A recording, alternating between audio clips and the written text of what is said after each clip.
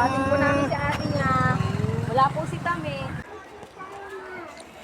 Punta na dun. Happy Friday nga po sa lahat and good morning po sa lahat. Kamusta po ang lahat, guys? So, ang oras niya nga po ay 11:30, guys. Pero maaga nga po kami. 11 pa lang nandito na po kami sa school. At may nadaanan po kami, guys, na grocery dyan. So, sinabay ko na nga po. Ang pasok po kasi ng aking panganay, guys, ay sobrang maaga po. Kaya ako na nga po ang nagatid kasama po ng aking maliit na anak. Ayan, guys, naglalaro po siya dyan sa ano. So, update ko na lang po kayo mamaya, guys. Mag-hauling po tayo ng unti, guys. So, stay tuned, guys. Daan pa po pala kami mamaya, guys, sa bilihan po ng itlog at saka mamimili pa po ng ban. So, mili po tayo ng ilang perasong tinapay, guys, tsaka itlog po. Hindi na nga po tayo dito sa ano, 5 peraso lang ito, guys. Yan na nga, guys, yung pinamili natin at itong aming anak. Nandito po kami sa bilihan ng itlog, guys.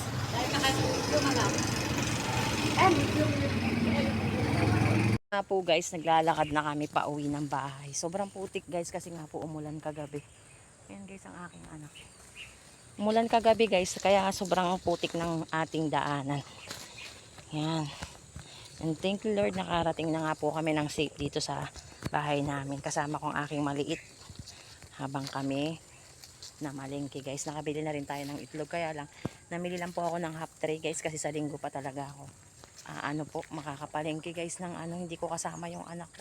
So, pang ilang araw lang itong nabili natin ngayon, half tray lang. Kasi baka may maghanap, wala nga po tayong mai-supply, guys. Tas, yan, bumili na nga rin po tayo ng ban. So, i-haul po natin mamaya isa-isa pag malapit na nga po tayo sa bahay, guys. Stay tuned, guys.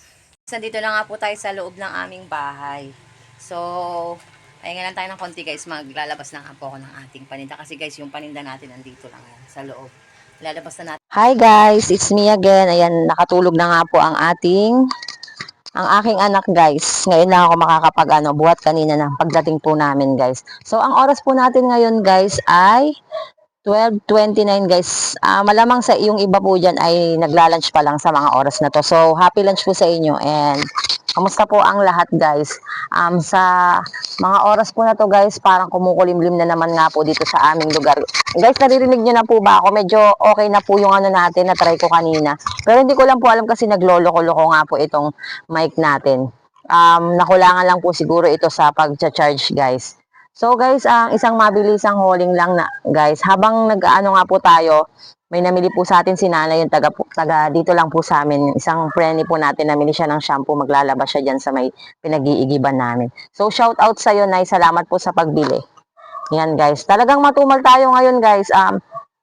Actually, ngayon pa lang po ang ating, ano, guys. Ngayon pa lang talaga ang buena mano natin dito sa lugar natin. At ito po ay shampoo, guys. So, isang mabilisang hauling, guys. And, yung resibo ko, guys, nandyan eh.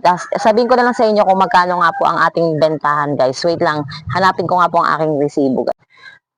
Hinanap ko lang po yung resibo, guys. So, mag-start na po tayo sa hauling natin, guys. Ilang peraso lang po itong mga pinamili namin dahil naghatid lang po ako sa anak ko.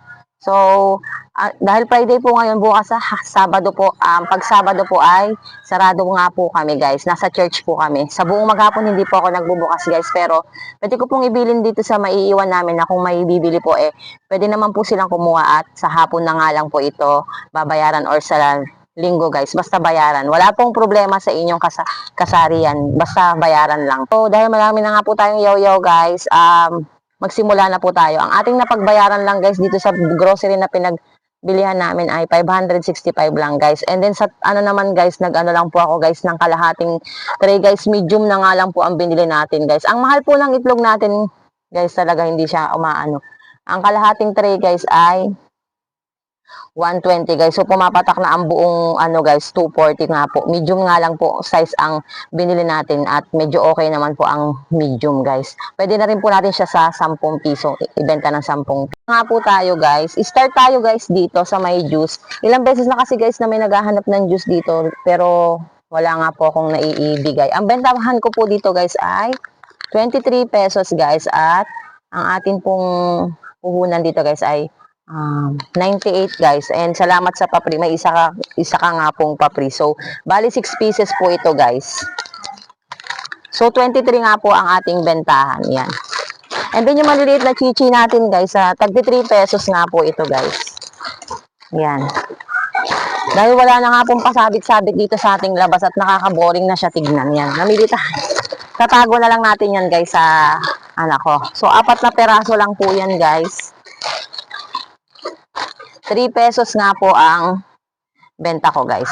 And then nag-try ako nitong dagdag, 24 pesos na kita guys. Presto guys. And may kasama po siyang cream o. Tag 6 po siya pieces. Ang bentahan po natin ng guys ng nito 8 sa may presto. And then dito naman po guys sa cream o ay 10 pesos nga po guys. So ang puhunan niya po ay 72. Hindi po kasi masyadong nakaano dito guys. Iba yung nakalagay. Ayun, tindahan pack. So, 72 pesos nga po ang puhunan nito guys. So, 2 pack lang guys yung binili natin na biscuit guys. Ito po yung isa, yung Ribisco na pastillas guys. So, 8 pesos po ang ating bentahan dito sa ating lugar. So, disclaimer lang guys, di tayo pare-pareho ng ating mga presyuhan mas yan. So, disclaimer po, we respect yung mga pricing ng bawat isa guys. Lang po.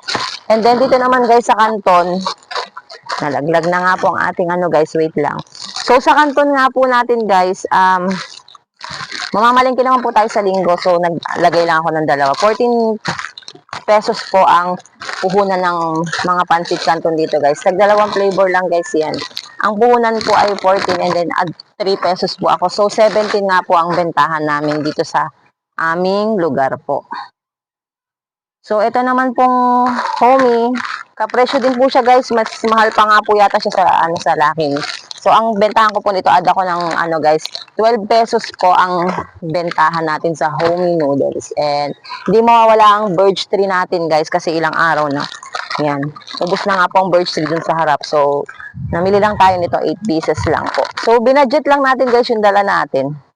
And then, eto guys, toasted bread. Wala na po ako makita nung yung masarap na otap guys, yung maraming asukal.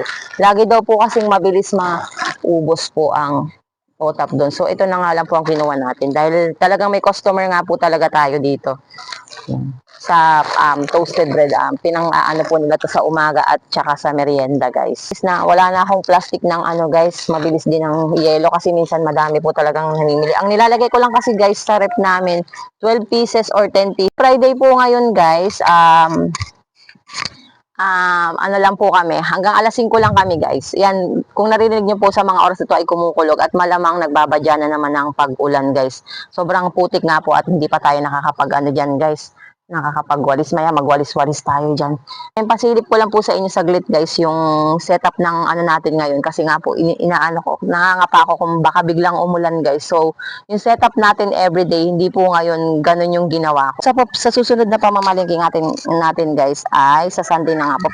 Pasensyahan nyo na guys ang aking boses kung ito po ay mabilis utal-utal yan guys. Kasi nga po ay marami tayong guys. Inaano ko lang po na baka magising ang aking mabait na anak. At dito lang muna po yan. Konti lang yung nakasabit natin dyan, yung mga palaman natin guys at saka yung mailong na natira.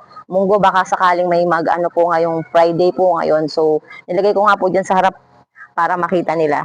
Baka sakaling gusto nila dahil Munggo Friday. And yung mga dilata natin guys, dito muna siya guys. Yan yung mga toyo natin. Nandun na naman po yung iba nating guys yan. Hindi na nga po natin tinanggal yan dyan guys. Kasi talagang ang natin, yan, kung naririnig nyo po, kakaiba na naman ang ating panahon guys. Kumukulog na nga po.